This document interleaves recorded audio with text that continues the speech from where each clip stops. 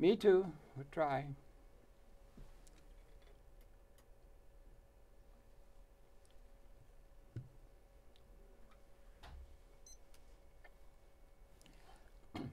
Yeah, welcome very, very much to Conversation. It's a pleasure to welcome to the program a gentleman, one of the people that I admire as much as anyone else in my tenure on Earth, and that's Joseph Ben David. And he's with the Church of Humanism, in fact, the founder of the Church of Humanism. And his life story is something to be in admiration of by one and all in a very real sense. And do you mind, Joe? I know you're only, you're just coming into your 20s, I guess, now or so. But do you mind if I would tell them how old you are? Would it bother you or not? Should I not reveal it, or could I? 2 days ago, I was 98 years old. Listen, ladies and gentlemen, that's not 78. That's not 88. That's 98 years old, and he's still kicking it, ladies and gentlemen. Yeah. He's an inspiration to us all, intellectually and otherwise. And Joe, so good to see you again. We were at a birthday party for you at that beautiful church on Central Park West. Is that a Unitarian church? It's the Fourth Unitarian Association. Yeah. Okay, young man. So here you are, and we got a chance to, in a certain sense, celebrate you and your life story. And so I think it's worthwhile. You and I have done it in the past, okay? But a little bit of your own. I know you were born, I think, in Czechoslovakia. That's and correct. Everything. So let's tell the story and the harrowing part, because you were there with the incipient stages of, and then the application of Nazi rule in Czechoslovakia when you were there. Yes. And you were mingling with intellectuals and so forth. But where you were born there, share about your birth and your early life in Czechoslovakia and the events that followed in the 30s for you. Okay. Well, let me tell you first of all about my parents. Thank you. This is my father. Okay. Oh, handsome fellow, yeah, right. My father was a Uh-huh. hero. Okay. He gave the signal to the revolutionary movement through Prague when Czechoslovakia was born, which was in 1918. He was standing on the big plaza, and there were few soldiers there, and it was very dangerous at that time. Yeah. And he took his cap with the insignia of the Kaiser, threw it on the floor. Oh dear. And he said, "Let's go and let's march through Prague." Oh, that's great. And so that gave the signal, and then they were throwing out all the statues of the Kaiser, and lots of people joined them, thousands and thousands of people, and he was the one who gave the signal to it. Wow, that's a very brave stance to take. Were the German troops in the vicinity? The Austro-Hungarians. Yeah, so there was still the Austro-Hungarian monarchy. That was a very dangerous thing to do. Yeah. Brave man, handsome, right? You see, that's where you get all your good looks. My on father the male side. had a chemical factory. Yeah. It was a printing ink factory, and this is what his colors. He made these colors. You see. That's a work of your father. Yeah, I have these colors preserved now for over 70 years. Wow. But this is how it looked, and one of his colors were called USA colors. USA. They were made. He had an American chemist who was helping him to do that, and he invented a color which was saved the lives of thousands of printers. Really? Yeah. Okay. There was a printing system that was made from highly carcinogenic chemicals. Wow. And he invented another color, a printing ink that was made from water. It was a watercolor. So that, was completely healthy. And so that was another major thing that he made a hero. Yeah, right, absolutely. That could be relevant to wartime or peacetime. Right. Yeah, the whole of... Incidentally, yes, sir. He was a football player. Soccer, you mean? He was soccer, yeah. Yeah. People Here have is to realize his, that in America. this is his... got another thing to come this in is the card of his participation. You see, it says 1909. Wow, way back. When he was an athletic fellow playing soccer, right? Yeah. That's where you get all your athleticism, right, I guess. Right. Or some of your mother also, but... And my mother... Here she comes. She was a pretty woman. See, that was my mother. Oh, boy. That's she was your mother. That's some was, Hollywood star, isn't it? Yeah. Some Hollywood star. She was a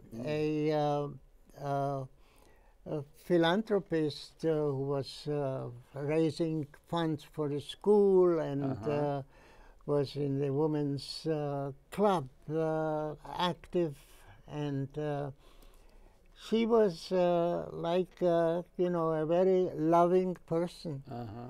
So I was very fortunate that I had parents good who stock, were very positive. And I was looking pretty athletic already as a young boy. Yeah. See? Yeah. Were you athletic? Did you very do athletic. Track or anything? Very athletic. Yeah. Now the interesting thing was that you see, my father was a liberal Jew. He went to the synagogue once a year. Only. But he was a liberal Zionist, and he sent me in the year 1923 a postcard from Carlsbad, from the Zionist Congress. Yes. See, it's addressed to me. It says Pepanek, which was the name, a diminutive of my name. And it says, peace from your father. He was a peacenik, huh? Oh yes, he was very much. So he, that, he thought that the Jews will come to Palestine and live in peace with the Arabs, and he will also move there and so on. It didn't happen. Was the rumblings of anti-Semitism coming into Czechoslovakia? Well, it was. I will get to it. Okay. You see, when I was a boy, I already liked animals, and so I had a dog, and this was my dog called, you see, was a beautiful little dog, and I liked him. So, did he have a name? Yeah, but I forgot the name. Oh, okay. Yeah. Spot, maybe. Yeah. My dog. And then I was married to my first wife, who was a beautiful woman. Boy, see, that was my first wife. Right. Her name was Lily.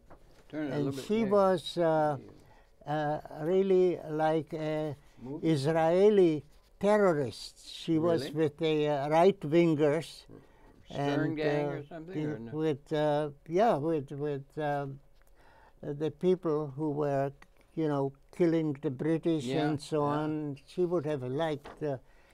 we got divorced because I was a liberal peacenik.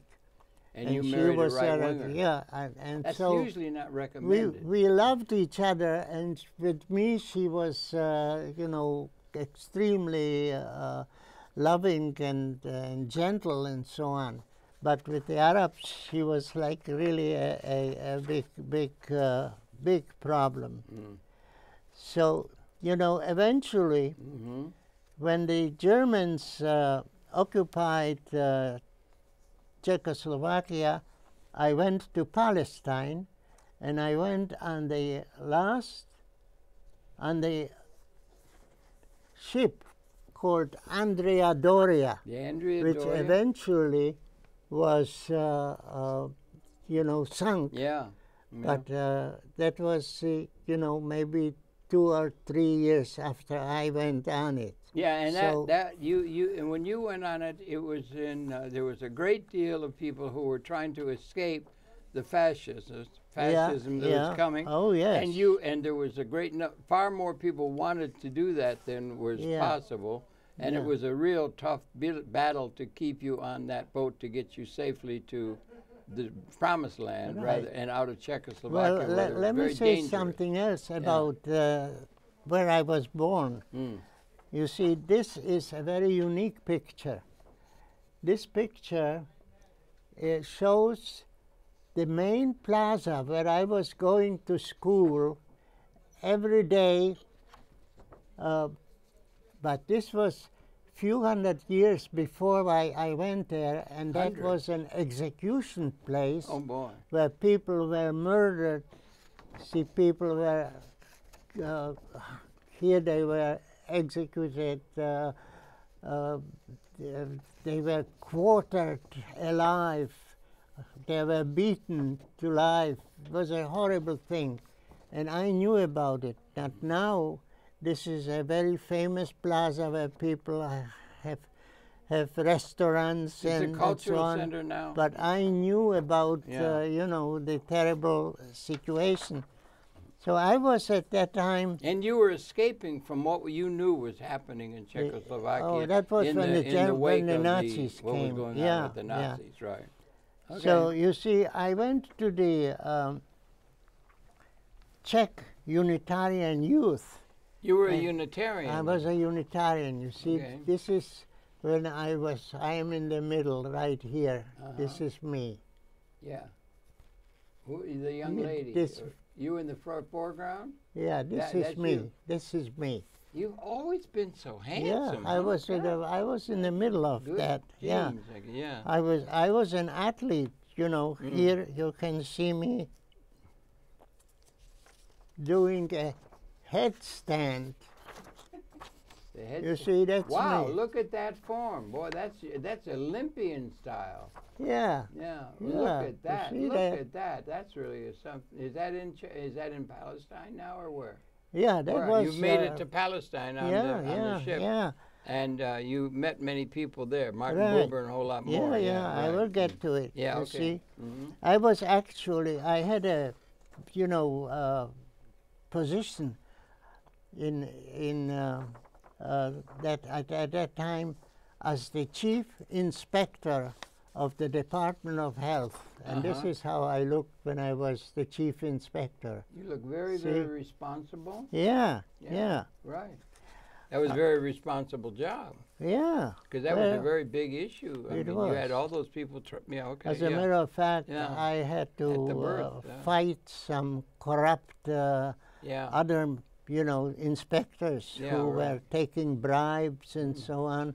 I was the only one who didn't take any bribes. You're the only one that didn't take any bribes. It was a very difficult work. Yeah. Well, well, and God bless you for sending a good model. Yes, absolutely. You see, at that time, I was also, when I was in the Czech Republic, I was speaking at the university.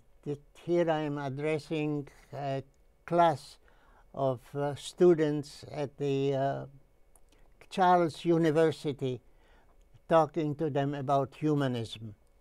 Humanism. What date would this be about? What year are you talking? That must have been 1970 or so. Oh, 1970. You jumped a long way into the future. Yeah, I see. Okay. I did lots of things. I also was. I know you've had a very eventful life. I was also here distributing soup to homeless people, which I cooked myself. Really? See, here I am on the street giving out soup to homeless people. God, well, bless you. Bless you for that. Yeah, gosh, we really got to. And I was working with young people. Yeah. See, here are some of the young people that I was. I'm in the middle. You're in New York now. Yeah. Yeah. See, this is the American Humanist Association, New York chapter. You founded that, didn't you? No, not this one. No, not the Humanists for Soldiers. I founded the Church of Humanism.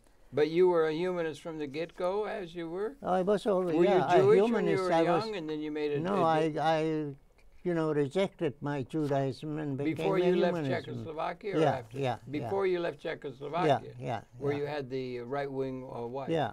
That was a... You see, when I was in Israel, you see, my Hebrew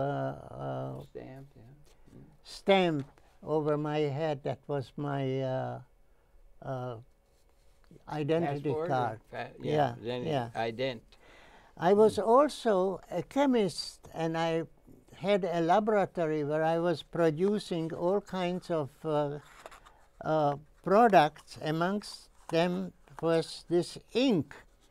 You see, I was making this ink called Solvex fountain ink. There was my ink, and I was selling that all over. Where? This was in Israel. Let me see it just a second. It's in English, the writing. Yeah, that was... At that time, the products were being as sent a matter of fact, English and... interesting, the Parker... Yeah, Parker pen. Yeah. Parker pen was selling their ink in big bottles, huge bottles, which I was putting into small bottles and selling also in small packages. I see a twinkle in your eye, and I think there's a little bit of what they call the entrepreneur in you. Yeah. I was also, and then I was, an executive. So this is my picture when how I looked when I was an executive, director of an organization. Did that one get off to Mr. DeMille? Okay. Here it is. Because that's star quality appearance. What? That's Clark Gable or something. That's star quality. Yeah, I look pretty good. That's a star. Yeah. Well, okay. Yeah. Now, this is a very unique picture. Who that This is a woman whose name is Marianne, but we called her Mausi. Mausi was my last girlfriend in Prague. And her mother skipped a lot there, her mother wouldn't allow her to leave with me. So she stayed there. I was under the Nazis 6 months. But she had to stay there and was put in a concentration camp. Wait a minute. Tell me about this 6 months. What are you talking about? Nazis when? Where were you and under what conditions? And what's the story there? Well, you were in Israel. I was there, and they at that time, it just started.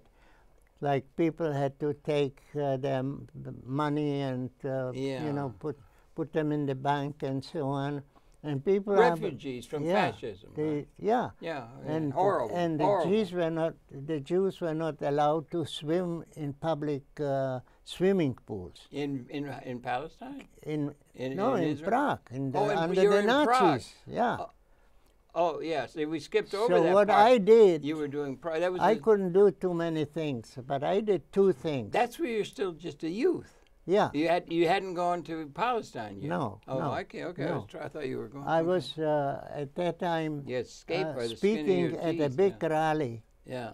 And I was saying, we must produce public relations that will be so strong that they will overpower the public relations lies of Adolf Hitler. Wow.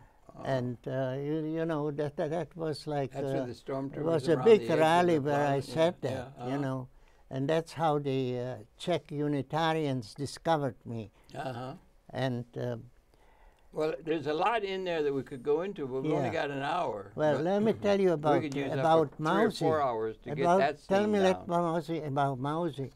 Mausi ended up in a concentration camp. She was a terrific paintress. She was, painting. Water or everything. Wow. And she was discovered by Joseph Mengele. Mengele was this horrible Nazi who was making experiments on live people without narcosis and so on. And he took her to draw pictures, medical pictures from his experiments, and that's how she saved her life. And she survived Nazi Germany and was eventually alive in Sweden.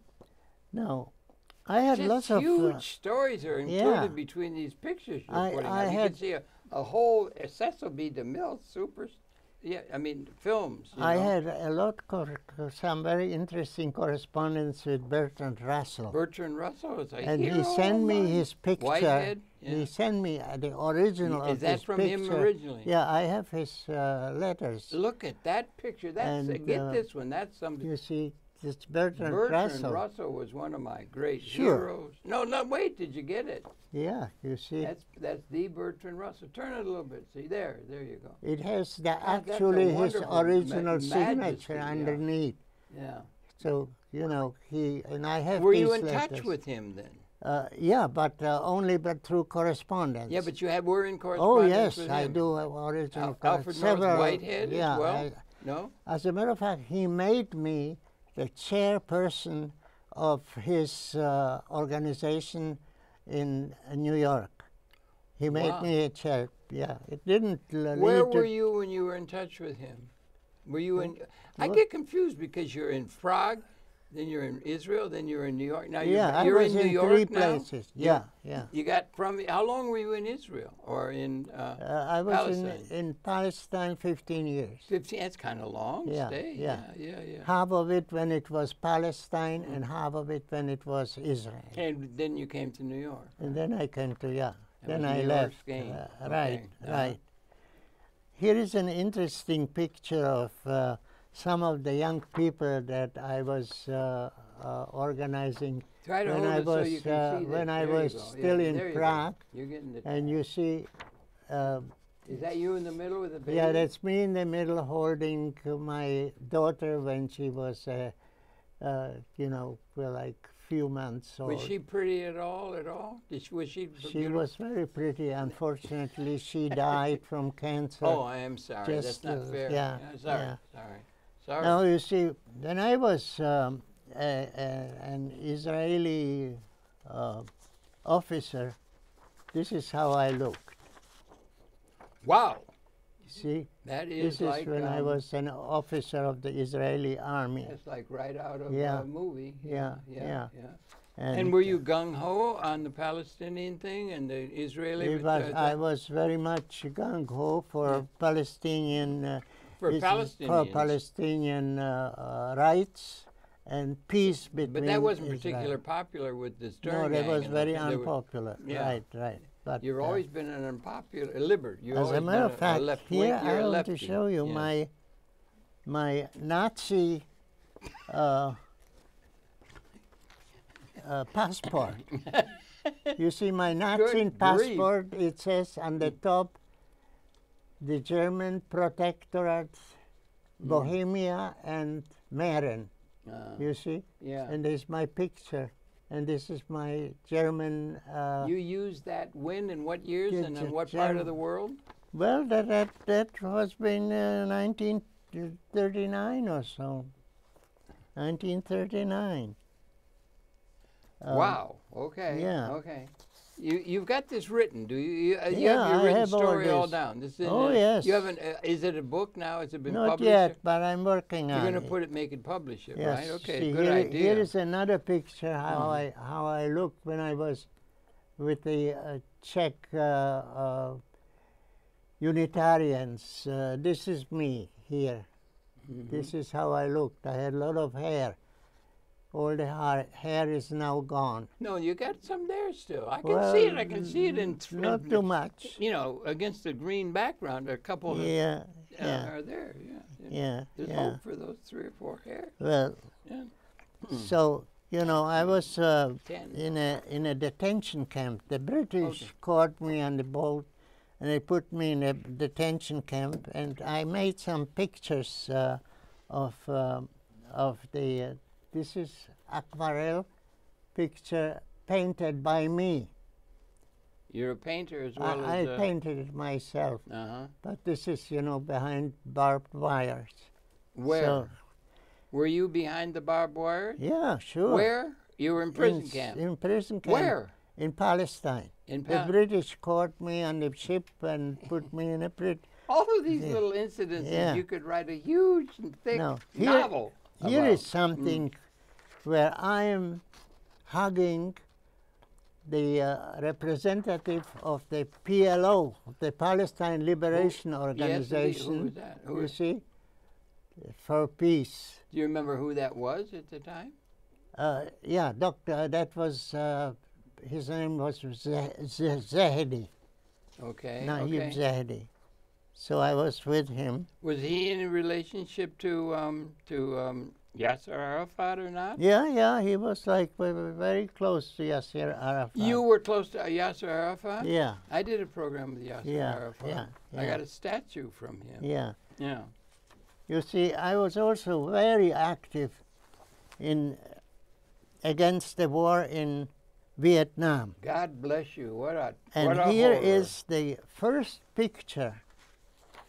This is a picture of me speaking from a public platform on the first demonstration against the war in Vietnam. Good first demonstration. Yeah, you see, this is me here. Yeah, that's before it was really widespread. Yeah, this is me. When you say here. the first, that's you? Do you see? You see me, this is me. Well, I can't hardly see. It's very small. Yeah, well, very small, but that's what it is. That's me. You have sunglasses on? No, I don't think I had sunglasses on. Oh, yeah, it's just, Yeah, I see. I can see if you look right up close. Yeah. Okay. Now troublemaking. Now, this is very interesting. This is by the head of the Israeli striking forces who did all the killing, where I was I was against the war, you know. Now, which war are you talking about? The war against the Palestinians. No, No, the Israeli against the Arabs. Do you tend to stand for the I oppressed? was conscientious objector. I was against it. Yeah, but have you been motivated by wanting to stand with the people who are being persecuted? Yeah. Not with the people who are doing the persecution. Well, I was connected with the people who did the persecution, and but as a conscientious objector. Yeah. I was against them. And you let them know that you were against what they were doing? That could be more dangerous than the other. Well, I did, because I was not ready to do anything, you know, with the military. And you lived to be 98? Yeah.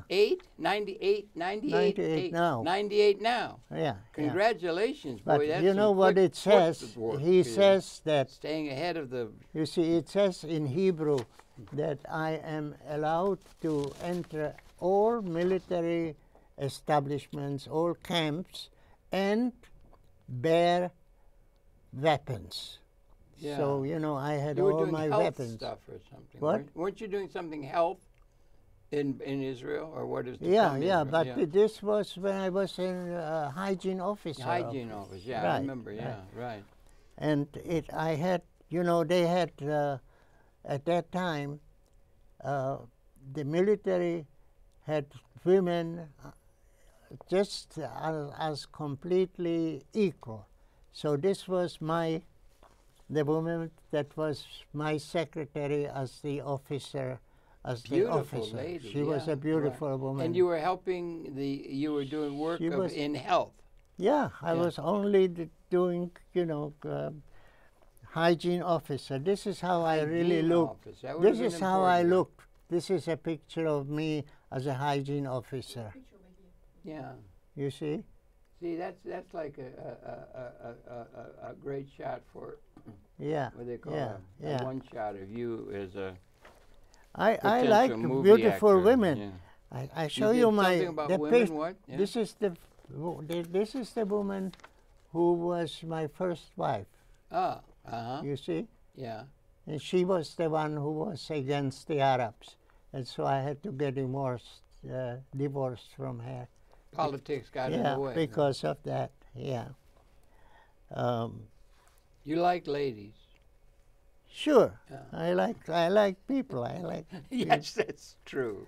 I was just trying to, but you're too quick. I was trying to, what they say, put you on, my friend. When I was organizing the young people, these were some of the young people of the, American Humanist Association, New York chapter. So these were the encounter groups. Who's that on the other side? There's Mr. Einstein. And Einstein and who?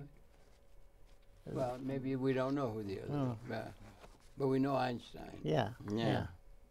He's a humanist, or was a humanist. Oh, sure, of course he was. All these great ones, Gamow and this is the Isaac picture. Asimov, and all these people that were this humanists. Is the picture when I was an officer. It's like I keep thinking it's like Hollywood star kind of thing. And this is the first wife, my first wife. You see how we were, a nice couple. Boy, she was like always wearing silver black stockings. You look very smart. Yes, very good. Yeah. And is this a 8x11 there? You're not going to show that? Is that you? Yeah. That's you. This is you. Oh, you got. Go ahead. You do. You know what you're doing. Show us. This is my portrait when I was an organization executive. See? No. Then I went to this. This was the Czech Unitarian, was the largest Unitarian association in the world. See, this was. It's a little hard to kind of make out. It's a long shot, right? There. It's that way it makes it a little. Oh, I see. It's the stage. You see how many people were there? Yeah, right. It was huge. And this is only the children, just the children of the Unitarian Association. So Unitarian is also something that you were cottoning on to. Unitarian absolutely. Take on things, Absolutely. But humanism and Unitarianism go together, sort of in a way, or tend to go in my book, together. yes, but not necessarily organizationally. Oh, okay. I was also extremely active to help the dissidents against the communist dictatorship. Mm-hmm. And here I am sitting with some of the dissidents after the liberation of you always stand the with Czechs. the dissidents. You stand with the troublemakers. I was with the... yeah, but you stand on the side of the troublemakers. Well, I was on the side of the justice. Yeah. You see? Right. Did you go to Selma in the United States with Dr. King and all that kind of thing when you were No, here? that was before me. Oh. I was not there yet. Okay. Now, here is something interesting what I did. Hmm. I did a one-man show. You were in show business? Yeah, this was the only show that I did. Oh, you weren't It was really a in the one-person business. You were show, sort of like and it was called Jesus on Broadway. And it showed here Hitler, and then Jesus, and then a Christian fanatic, a Jewish fanatic, and what Jesus would say if he would be here today. So it was a pretty radical kind of a thing. That was dangerous to do something like that in theater. Yeah, Where was it? Where was it? Where were you? Well, we had a theater for 4 months on Broadway. On Broadway in New York. Yeah. What year? Well, that was I would say 1900 or something like that. Well, 1940 or something. Yeah. Yeah. Okay. Go on. Yeah. Here I am in the middle. Oh. Of all that talent. Yeah, here I am in the middle amongst it looks all like the a bunch religious of stuff. That looks like a bunch of thespians to me. Yeah, Like theater guys. all the. And you know about I am theater. the one here. Yeah. This is me. Yeah. Oh, yeah. Look at that. You got your robes already. Yeah, these are all kinds of religions. Were you then the minister of the Church of Humanism by then? When I was. You'd gone full bore, yeah. These are the Church of Humanism. most of the churches in New York. Yes, right. And I'm one of them. Right. Yeah. Now, let me see if I have something else here to show you. Okay. Oh, this was the refugee ship on which I was escaping. From Czechoslovakia. Yeah, you see, this is how it looked. The story of that is like it reads, it keeps you on pins and needles. It was and when just I touch was and go, when I was active, I was active later on with President Havel of the Czech Republic. Yes, indeed. Yeah. So right. this is Havel. Yeah. This is Havel, and me. This is me. You've been honored by him or by them. Yeah. Yeah. I made him Humanist of the Year of the Church of Humanism. So here is another picture of the where I was.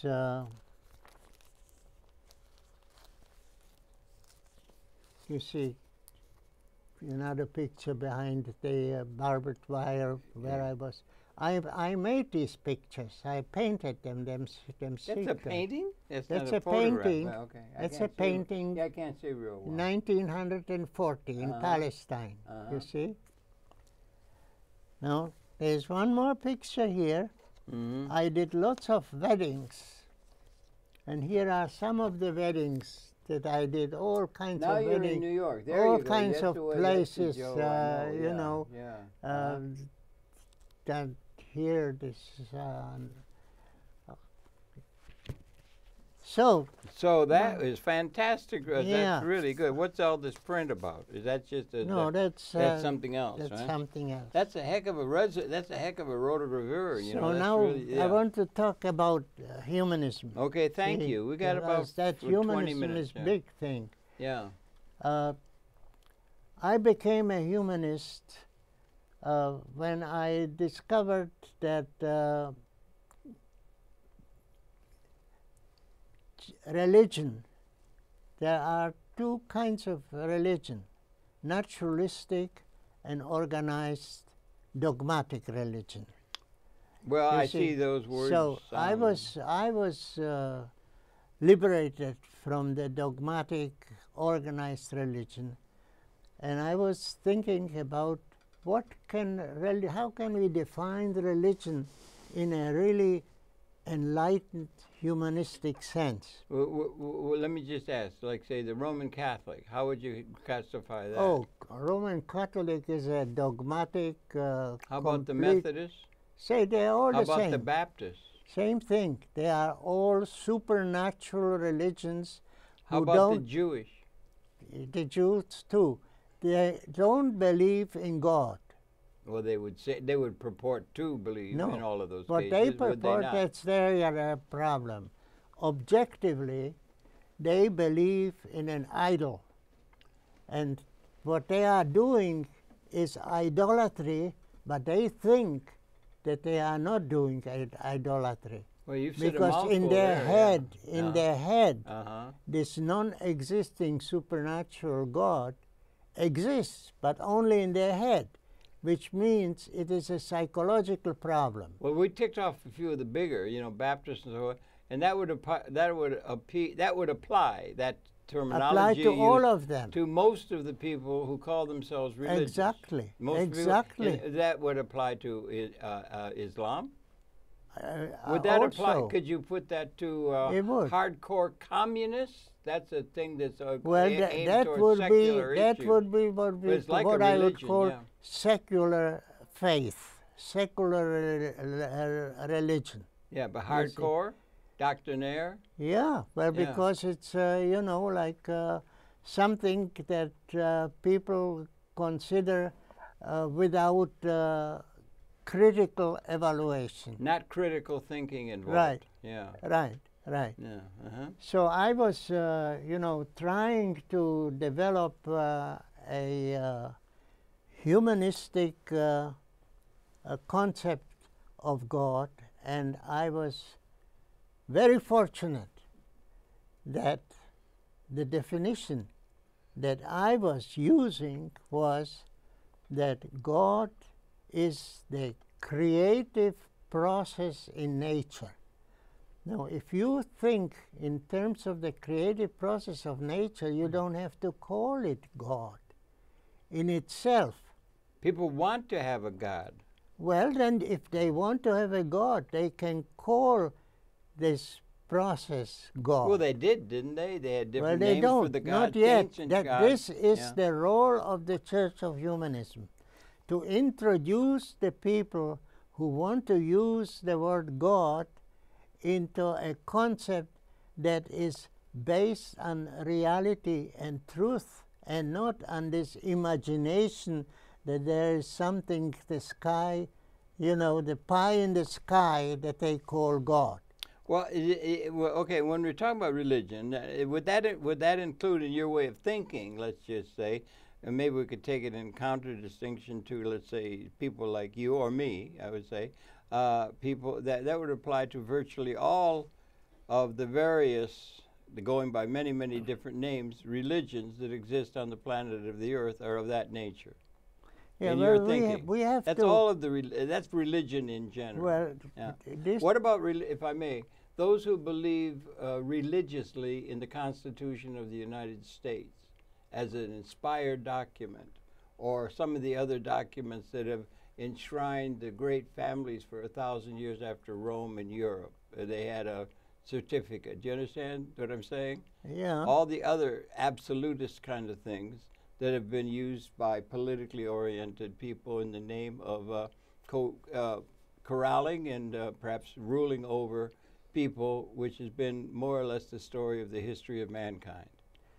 Well, as long as they are thinking in terms of freedom and justice and peace and ultimate values. Mr. Hitler used all those terms. He used Mr. Hitler, Adolf. You remember Adolf? Sure. He used all those terms in his appeals and got great deal absolutely religious.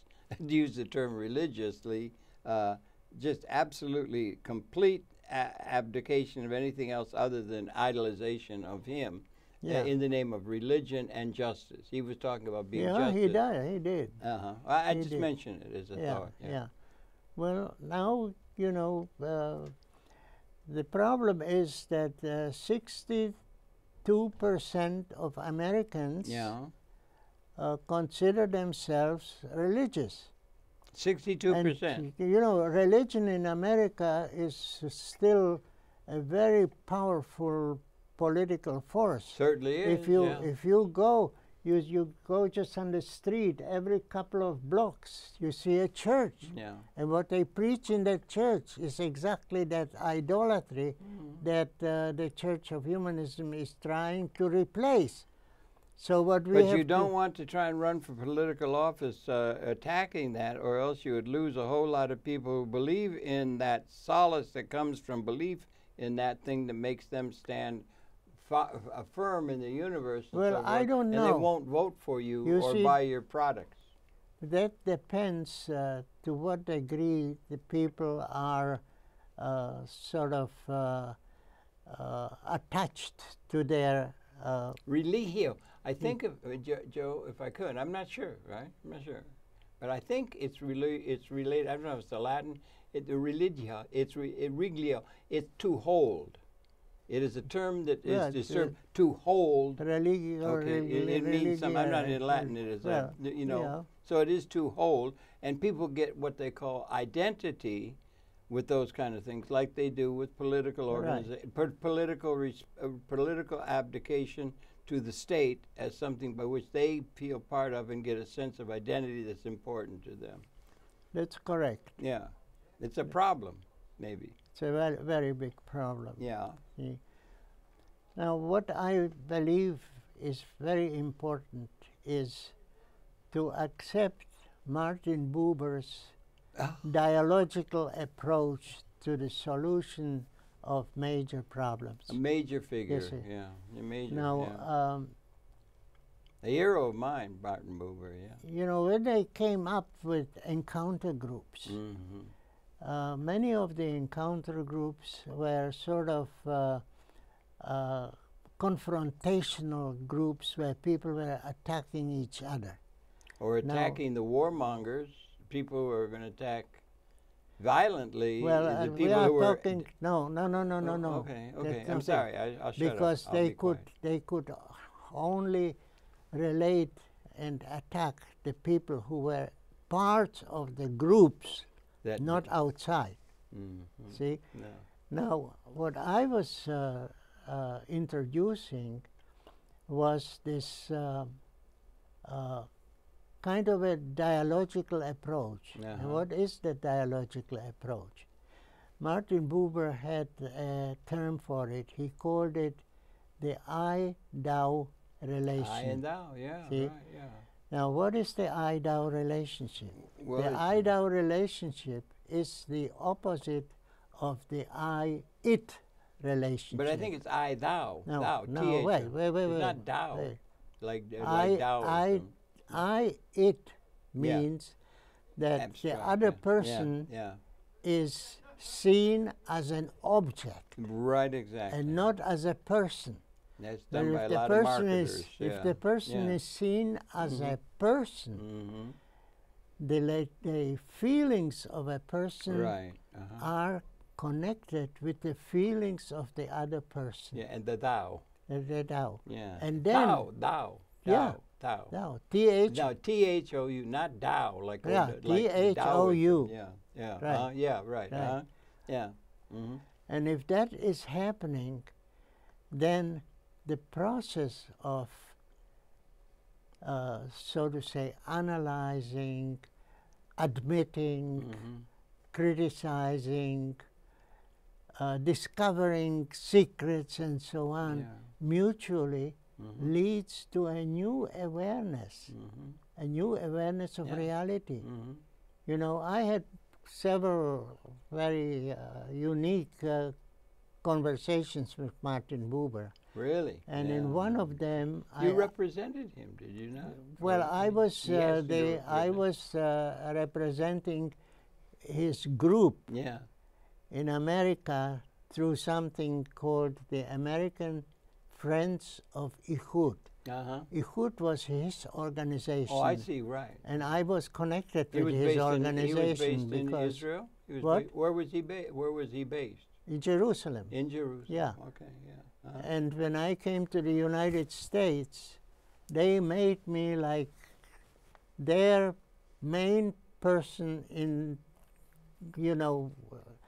trying to activate the situation here. So I was the first ex-Israeli who was talking to the American public and telling them the truth about what was going on in Israel. What was the truth that you were telling them? Well, what was the truth that you saw it? Or as Martin Buber saw it? Yeah, well, the truth was that unfortunately the Israelis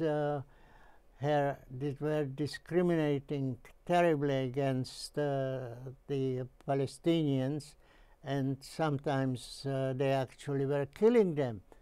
There was one situation where the Palestinians were coming from the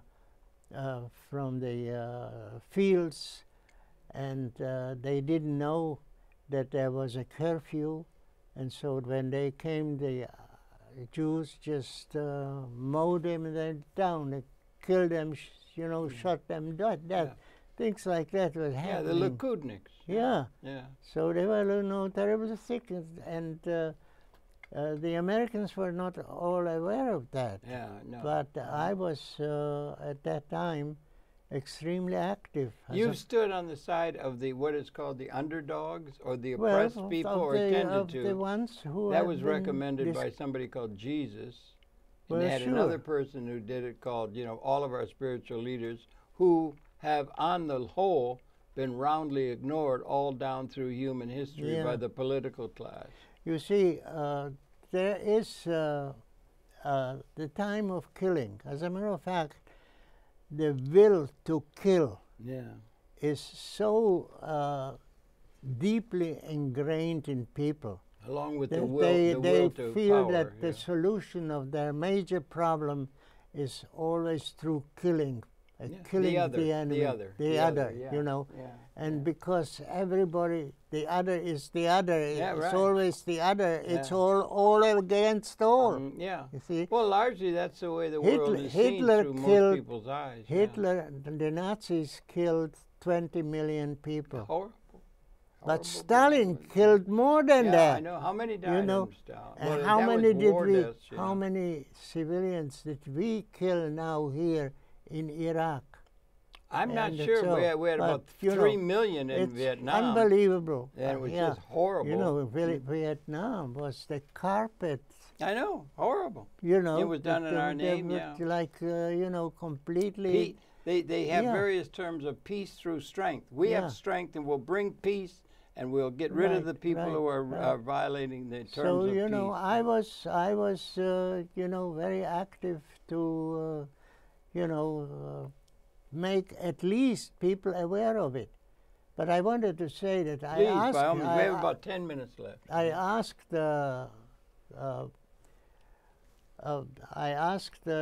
this question. What do you think can prevent the descent into horror, to you know, oblivion? Oblivion of culture and in general. And Buber said to me, the only thing that will prevent it will be the awareness of reality. Well, and people will be aware of reality.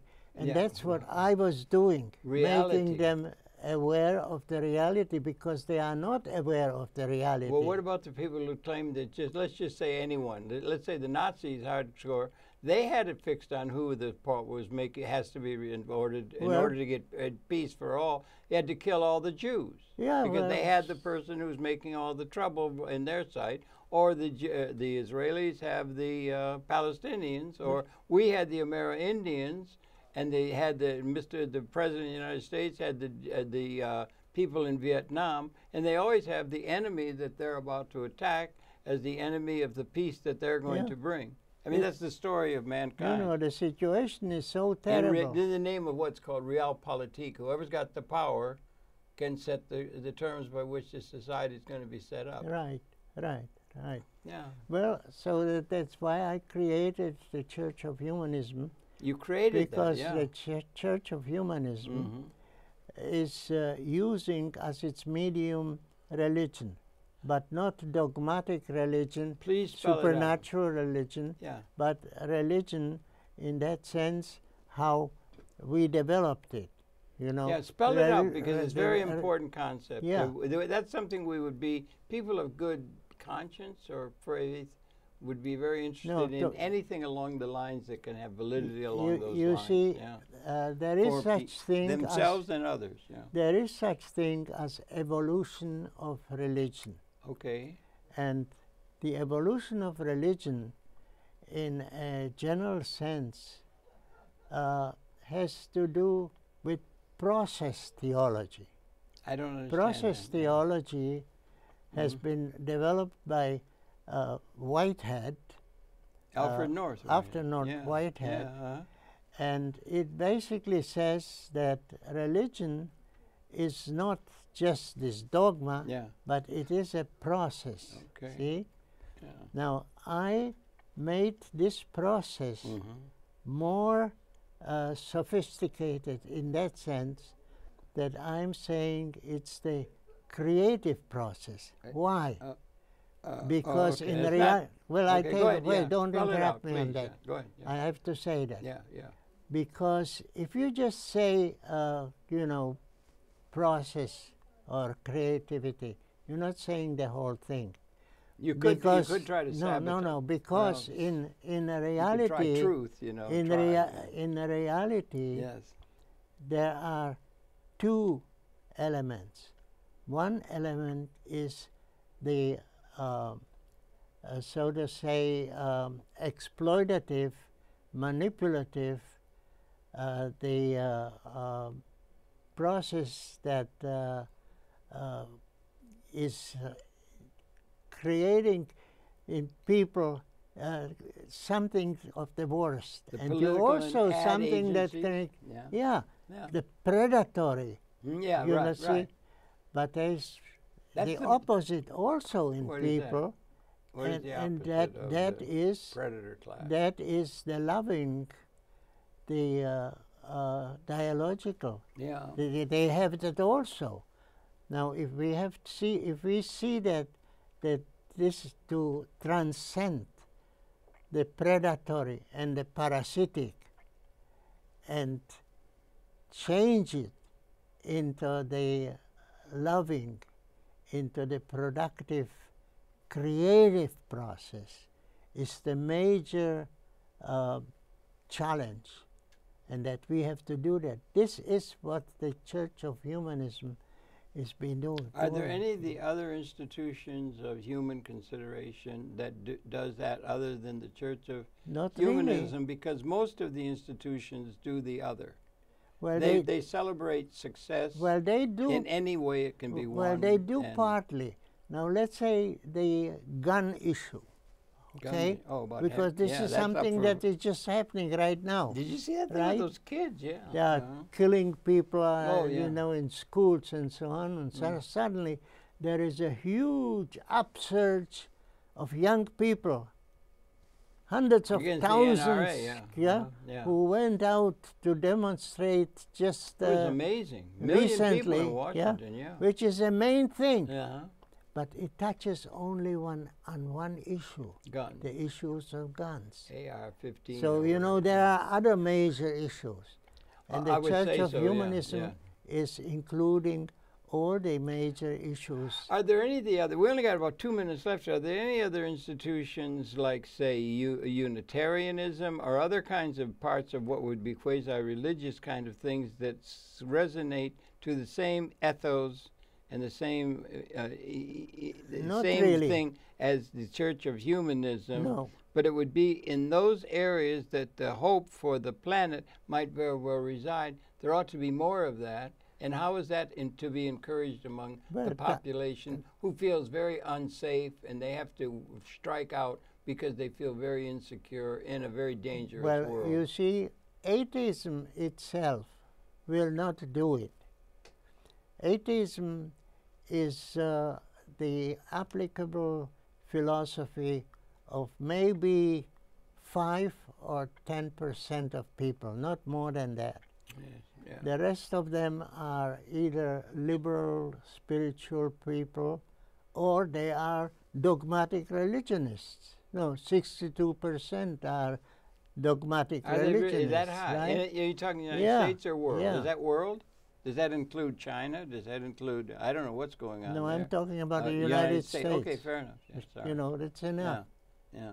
No, in China, we don't know. Yeah. In China, maybe 80% are atheists. Maybe, you know, I don't know the number there, but it's more It's a very interesting topic of a study, and the Yeah. statistics in there would be very interesting So to be put in a any event, slim volume, now that I am 98 years old, you son of a gun, I you're hope still kicking. I hope that I will still have enough energy and enough mental inspiration, you know, to be active, to introduce. I'm nominating you for President of the United States. We only got 10 no, seconds. I wouldn't accept it. No, you got to be in the White House. No, I don't want to be in the White House. House material. I don't want to be in the White House. These kind of people need to be in the White House. Your pleasure of the possession of a New York's own Joseph Ben David, the president and founder of the Church of Humanism, one of New York's finest. Thanks for coming in, Joseph.